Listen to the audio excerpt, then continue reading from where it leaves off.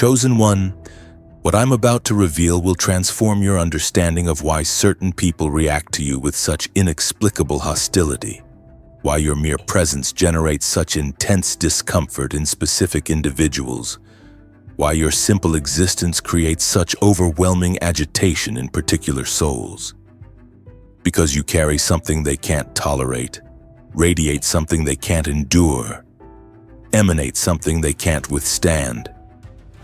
You carry light, not metaphorical light, not poetic light, not symbolic light. Real light, spiritual light, divine light that illuminates everything it touches, reveals everything it encounters, exposes everything it reaches, and their reaction to you isn't about you being judgmental, isn't about you being self-righteous, isn't about you being holier than thou. Their reaction is about them being terrified of what your light reveals, frightened of what your presence exposes, panicked about what your existence illuminates. Your light terrifies them, not because light is inherently scary, but because your light exposes their darkness. And people living in darkness, operating in shadows, functioning through deception can't tolerate light that reveals what they've hidden, illuminates what they've concealed, exposes what they've disguised. You're not doing anything to them. You're simply being who you are, radiating what you carry, shining what you've been given. But your authentic light, your genuine brightness, your real illumination functioning naturally, automatically, continuously makes their carefully constructed darkness visible. Their meticulously maintained shadows obvious, their deliberately cultivated deception apparent. They can hide their darkness from others who don't carry light, but they cannot hide their darkness from you. Your light won't let them. Your brightness reveals them. Your illumination exposes them. Without you saying a word, without you doing anything, without you intending to judge or condemn, tonight you're going to understand exactly what your light exposes in them, why that exposure terrifies them, how their fear manifests as attacks against your light. You're going to see why they can't just ignore you, why they obsess over dimming your light, why they coordinate to extinguish your brightness. You're going to recognize that their hostility toward you is actually testimony to your light's authenticity, validation of your brightness's genuineness, confirmation of your illumination's reality. The more viciously they attack your light, the more powerfully your light must be shining. The more effectively your brightness must be exposing, the more comprehensively your illumination must be revealing. Your light terrifies them because it exposes their darkness. And you need to understand this isn't your fault, isn't your problem, isn't your responsibility to fix. You're not responsible for managing their comfort with your light. You're responsible for maintaining your light despite their discomfort. You're not accountable for their reaction to your brightness. You're accountable for preserving your brightness despite their reaction. You're not obligated to dim your light so they feel more comfortable in their darkness. You're obligated to shine your light so others trapped in similar darkness can find their way toward light. Let me take you back to when your light first began shining brightly enough for dark people to notice, when your brightness intensified sufficiently for shadowy individuals to react, when your illumination amplified adequately for deceptive souls to respond. You didn't suddenly become a light bearer. You've always carried light. But for a season, your light was dimmed by circumstances, obscured by challenges, covered by difficulties. You were surviving, enduring, persisting through darkness that tried to extinguish your light, shadows that attempted to dim your brightness, deception that worked to obscure your illumination. Then something shifted, something transformed, something changed. You emerged from that dark season. You survived those shadowy circumstances. You persisted through that deceptive period. And when you came out, when you emerged, when you surfaced from that darkness, your light was shining brighter than before you entered darkness. Your brightness was more intense than before you experienced shadows. Your illumination was more powerful than before you endured deception. Darkness tried to extinguish your light. Instead, darkness refined your light, intensified your brightness, amplified your illumination. People who knew you before darkness noticed the change. Your light was different, brighter, stronger, more penetrating, more revealing, more exposing. Those who carried their own light were drawn to your increased brightness, attracted by your amplified illumination, magnetized toward your enhanced radiance. But those who operated in darkness began withdrawing, distancing themselves, pulling back from your presence. Not consciously always, but automatically, instinctively, necessarily, because your light became too bright for their darkness to tolerate, too revealing for their shadows to endure, too exposing for their deception to withstand. Some of them tried to stay close initially. They wanted to maintain connection, preserve relationship, continue association. But your light made them increasingly uncomfortable, progressively agitated, continuously disturbed. Being around you started feeling oppressive to them, not because you were oppressing them, but because your light was pressing against their darkness, your brightness was challenging their shadows, your illumination was threatening their deception. They felt exposed around you. Naked, vulnerable, like you could see things about them they didn't want seen, perceive realities about them they wanted hidden, understand truths about them they needed concealed, and they were right. Your light was revealing them. To themselves, to you, to others, not through your words necessarily, through your presence. Your light functioning naturally was exposing their darkness automatically. Your brightness operating normally was revealing their shadows continuously. Your illumination shining regularly was uncovering their deception persistently. They couldn't hide around you, couldn't maintain their masks, couldn't preserve their performances. Your light wouldn't let them. Your presence wouldn't allow it. Your existence wouldn't permit it. So they made a choice. Either come into the light themselves, face what the light reveals, deal with the darkness the light exposes, or attack the light, attempt to dim it, work to extinguish it so they can continue operating in darkness undisturbed, functioning in shadows unexposed, existing in deception unrevealed. Most chose the second option, not consciously always, but functionally, practically, effectively. They began attacking your light in ways subtle and obvious, through methods passive and aggressive, via strategies hidden and open. Now let me show you exactly what your light exposes in them, what specific darkness your brightness reveals, what particular shadows your illumination uncovers that terrifies them so profoundly they feel compelled to attack your light, to diminish your brightness, to obscure your illumination. First, your light exposes their inauthenticity. They present one version of themselves publicly while being different versions privately. They perform personas for audiences while being different people alone. They project images for observers while being different realities internally. Your light reveals this split, not because you're trying to expose them, but because authentic light reveals inauthenticity automatically. Your genuine brightness makes their performed brightness look fake. Your real illumination makes their manufactured illumination appear artificial. Your authentic light functions like comparison that reveals their inauthenticity without you saying anything, without you doing anything, without you intending anything beyond simply being authentically you. They hate this exposure. They've invested significantly in their performances, sacrificed considerably for their personas, worked extensively on their images. Your authentic light threatens to undermine everything they've constructed, to reveal everything they've hidden, to expose everything they've disguised. So they attack your light. They call you fake, ironically, accuse you of performing projection, label you as inauthentic deflection. They're attacking in you what they fear being exposed in them. Your authenticity terrifies them because it reveals their inauthenticity. Second, your light exposes their hidden agendas.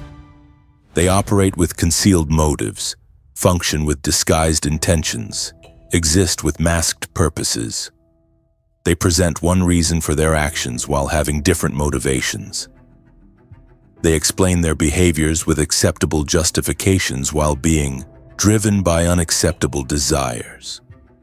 They describe their choices with noble rationales while being motivated by selfish ambitions. Your light reveals these hidden agendas, not through investigation necessarily, but through illumination automatically. Your presence makes their stated motives and actual motives visible simultaneously.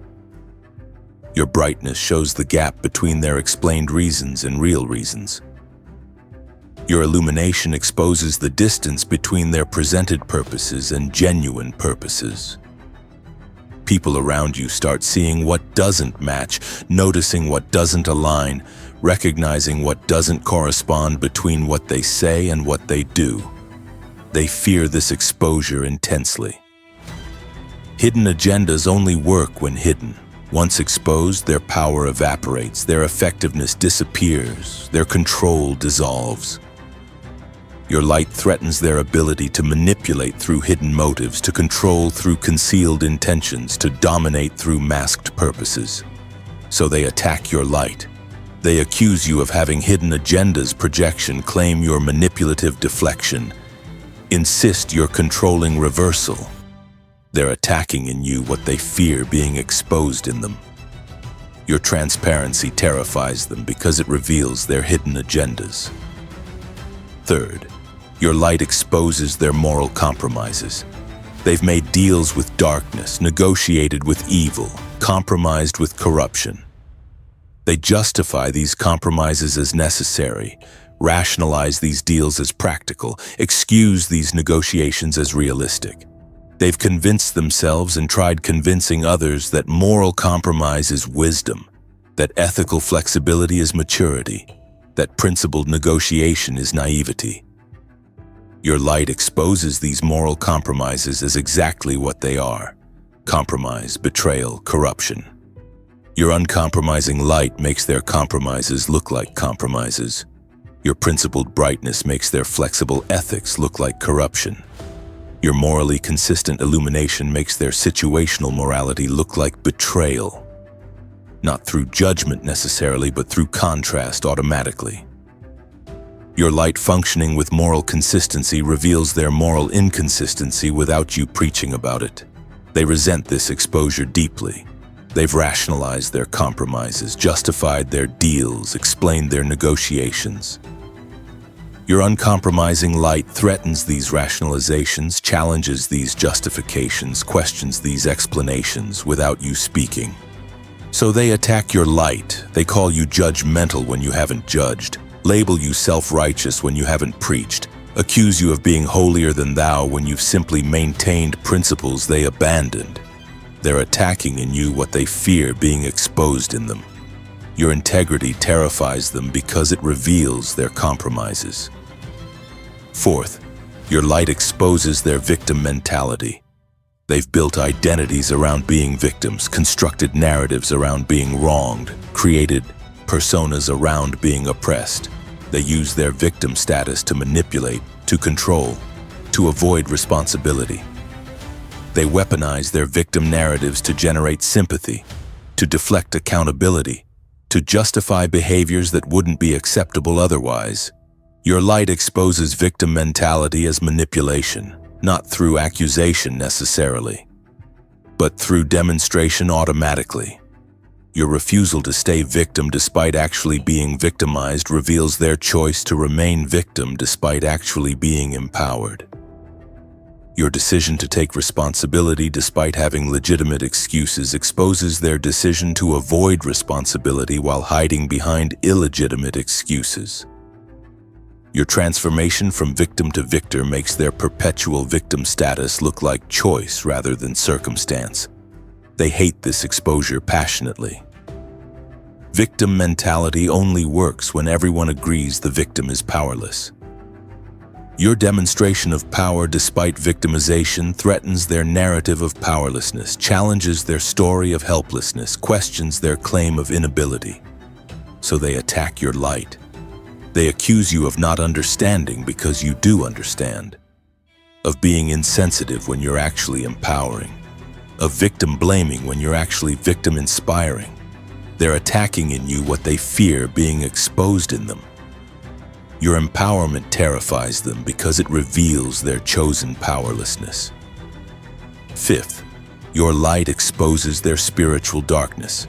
They operate with demonic influence, function with evil attachments, exist with dark spiritual agreements. Maybe they know it consciously, maybe they don't. But your light reveals it regardless. Your spiritual brightness makes their spiritual darkness visible. Your divine illumination makes their demonic associations apparent. Your heavenly radiance makes their hellish connections obvious.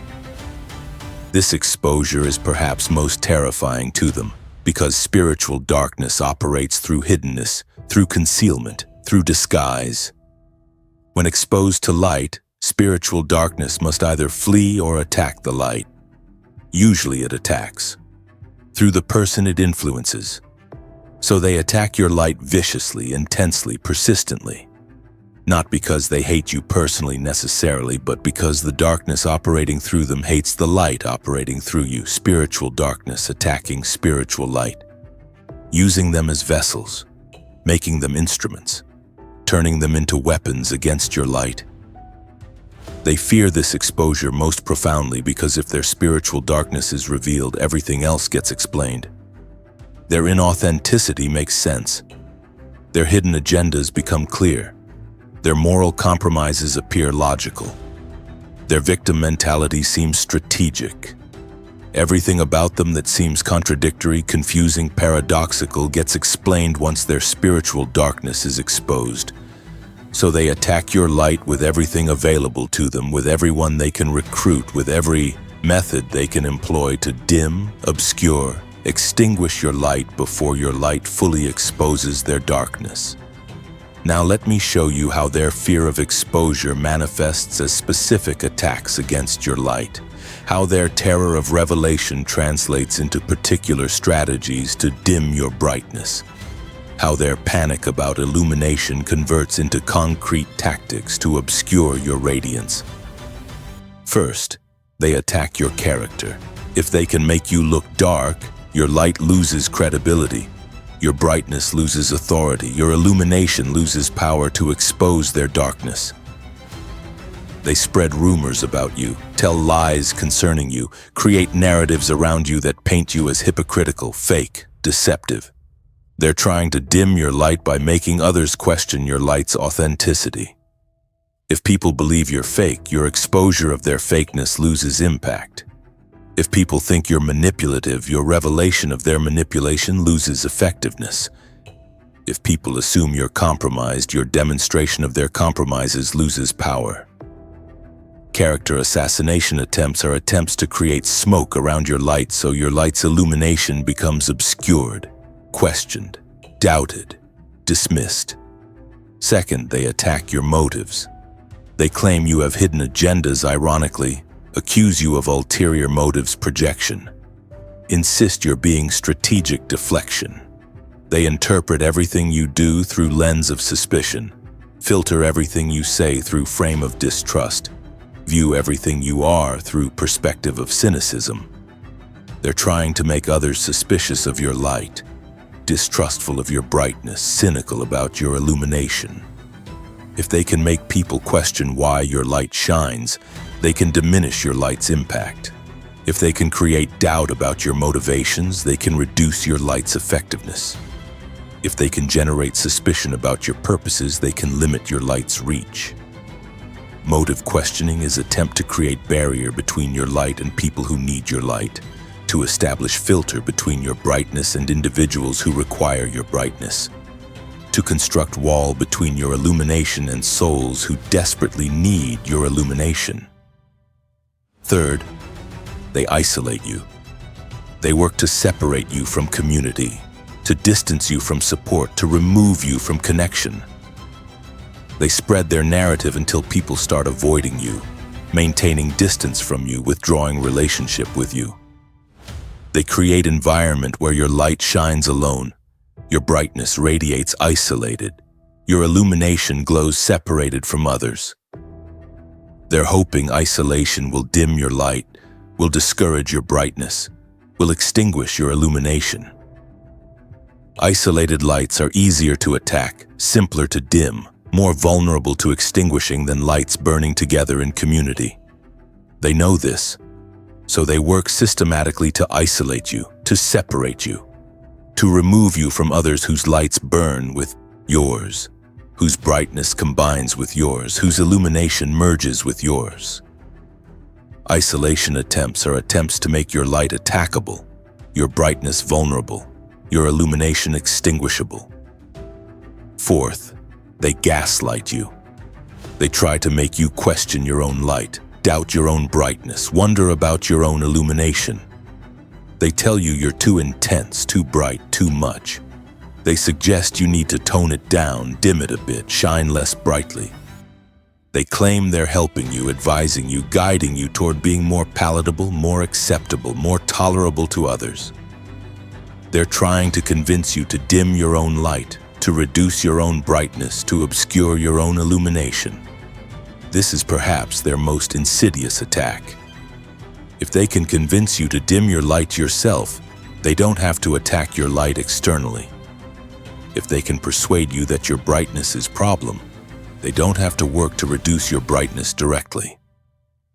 If they can make you believe your illumination is excessive, they don't have to attempt to obscure your illumination openly. Gaslighting is an attempt to turn you against your own light, to make you enemy of your own brightness, to convert you into opponent of your own illumination. Fifth, they create chaos around you. They stir up drama, manufacture crises, generate conflicts designed to consume your attention, drain your energy, deplete your resources. They're hoping chaos will distract you from shining, turmoil will discourage you from radiating, conflict will exhaust you into dimming. Chaos dims light not by attacking light directly, but by overwhelming the light bearer until light bearing becomes secondary to chaos managing, until shining becomes less important than surviving, until illuminating becomes lower priority than just enduring. Chaos creation is an attempt to dim your light indirectly by making your life so overwhelming that maintaining your light becomes impossible. Preserving your brightness becomes unsustainable. Continuing your illumination becomes impractical. They're betting that if they create enough chaos, generate sufficient turmoil, manufacture adequate conflict, your light will dim not because they attacked it, but because you became too exhausted to maintain it, too drained to preserve it, too depleted to continue it. Let me tell you what you need to understand about your light, about their darkness, about this dynamic between light and darkness playing out through you and them. First, understand your light isn't arrogant. Shining isn't pride. Brightness isn't ego. Illumination isn't self-righteousness. You're not claiming to be better than them by being light. You're simply being what you are, light. And light's nature is to shine, to radiate, to illuminate. You can't be light and not shine. You can't carry brightness and not radiate. You can't possess illumination and not illuminate. Don't let them convince you that shining your light is pride. It's not. It's purpose. Don't let them make you believe that radiating your brightness is arrogance. It's not. It's nature. Don't let them persuade you that demonstrating your illumination is self-righteousness. It's not. It's function. Light shines. That's what light does. And you're light, so shine, radiate, illuminate, not arrogantly, naturally, not proudly, authentically, not self-righteously, purposefully. Second, understand you're not responsible for their reaction to your light. They're responsible for their reaction. You're not responsible for their comfort with your brightness. They're responsible for their response. You're not accountable for their acceptance of your illumination. They're accountable for their choice. Some will be drawn to your light, attracted by your brightness, magnetized toward your illumination. Others will be repelled by your light, threatened by your brightness, terrified of your illumination. Both reactions are about them, not about you. Those drawn to your light need your light to find their way out of their darkness, to discover their way toward their own light, to recognize their way into their authentic brightness. Those repelled by your light fear your light will expose their darkness, threaten your brightness will reveal their shadows. Panic your illumination will uncover their deception. Neither reaction is your responsibility. Both reactions are their choice based on their condition, their state, their spiritual reality. Third, understand dimming your light doesn't help them. It helps their darkness. When you dim your light to make them more comfortable, you're not helping them. You're helping their darkness maintain control, their shadows preserve influence, their deception continue operating. True help would be maintaining your light so strongly, shining your brightness so consistently, radiating your illumination so persistently that they eventually must choose. Come into the light themselves or leave your presence entirely. Dimming your light might reduce their discomfort temporarily, but it doesn't help them fundamentally. It enables their darkness, accommodates their shadows, facilitates their deception. You're not called to manage their comfort. You're called to maintain your light, not for your sake alone, but for everyone's sake, for those who need your light to find their way, for those who need your brightness as example, for those who need your illumination as hope that light exists, shines, persists even in darkest darkness. Fourth, understand your light will cost you some relationships. People committed to darkness can't maintain connection with people committed to light. It's not sustainable. It's not possible. The tension is too great. The discomfort is too intense. The exposure is too threatening. They will eventually leave or force you out, and you need to let them go. Not with bitterness, with understanding, not with hatred, with compassion, not with vengeance, with release. Your light and their darkness cannot coexist indefinitely. One must yield to the other. Either they come into light, abandoning darkness, or they retreat into darkness, abandoning your presence. You cannot force them to choose light. You can only maintain your light and let them choose their response. Some will choose light. Celebrate them. Some will choose darkness. Release them. Both are their choices.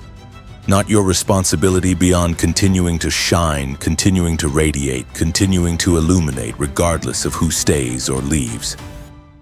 Fifth, understand your light will attract new connections. As old relationships fall away, new relationships will form.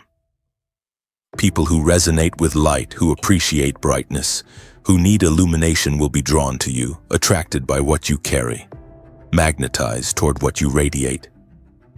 These new connections will be easier, lighter, more natural than old connections that required you to dim your light, reduce your brightness, obscure your illumination to maintain. These new relationships will celebrate your light, will encourage your brightness, will protect your illumination. They won't ask you to dim for their comfort.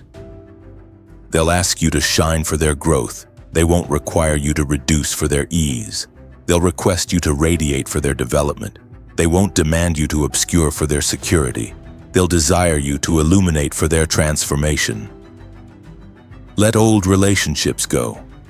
Make space for new relationships that align with light, resonate with brightness, harmonize with illumination. Now let me give you practical wisdom for maintaining your light despite attacks, for preserving your brightness despite opposition, for continuing your illumination despite warfare against it.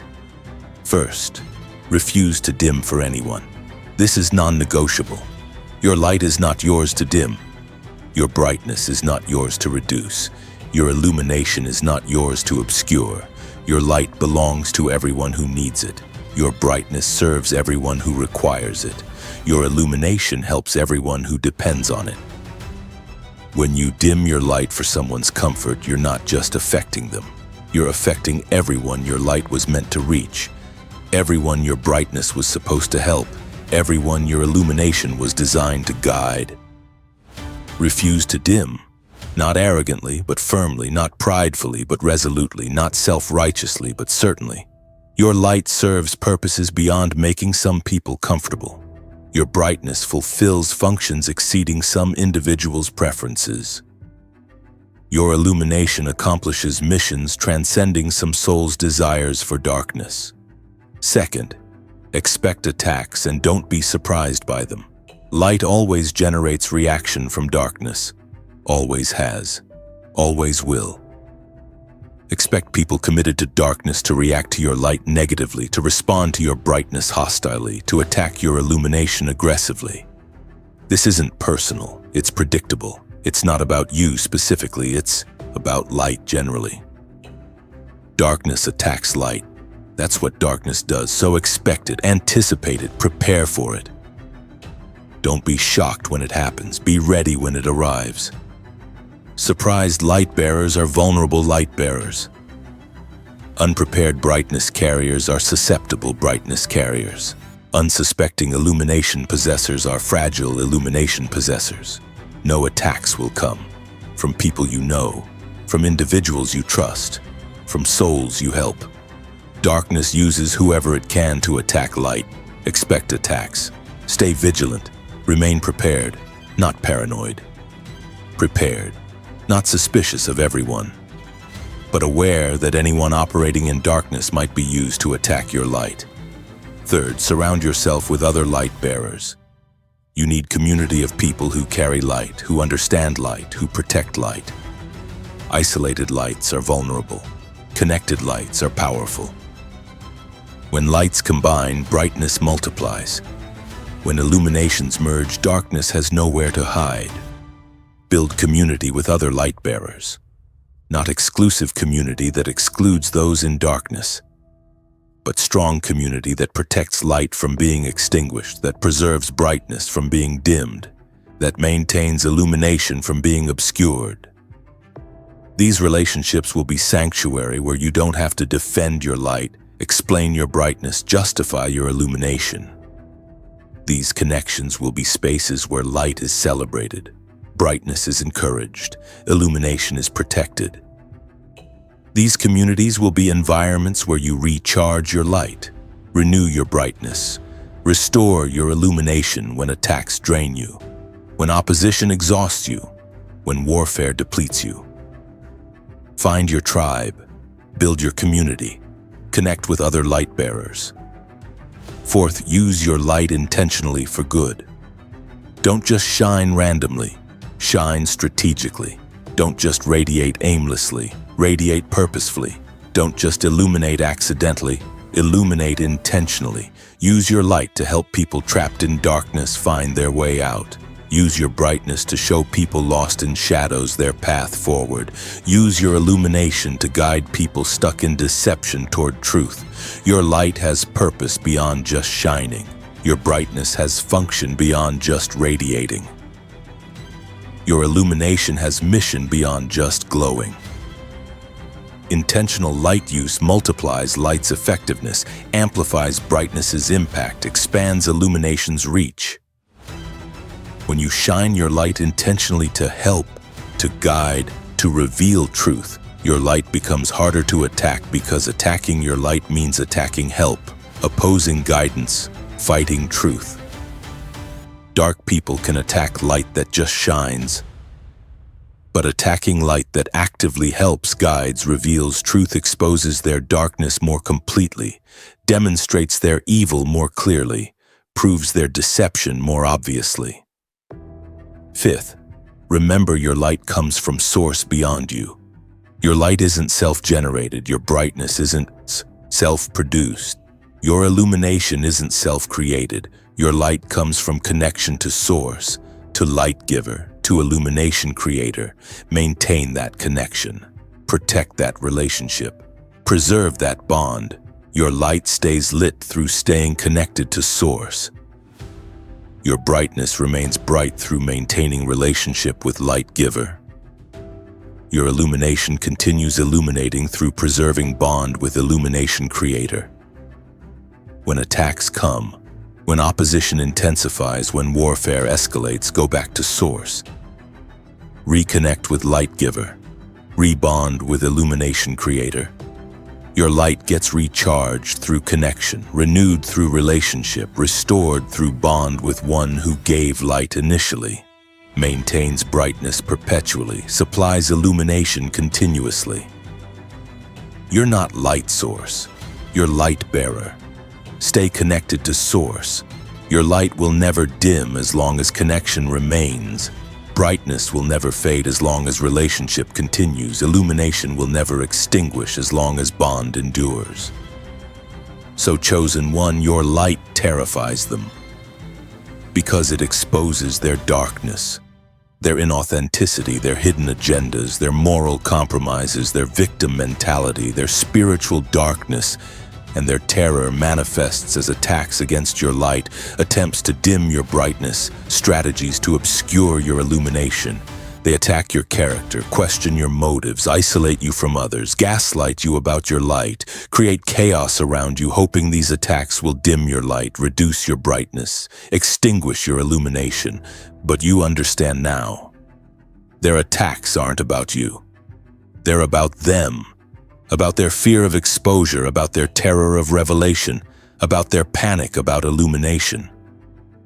Your light is doing exactly what light is supposed to do: shine, radiate, illuminate, and in doing so expose darkness, reveal shadows, uncover deception. Keep shining, keep radiating, keep illuminating. Not for them. They've chosen darkness.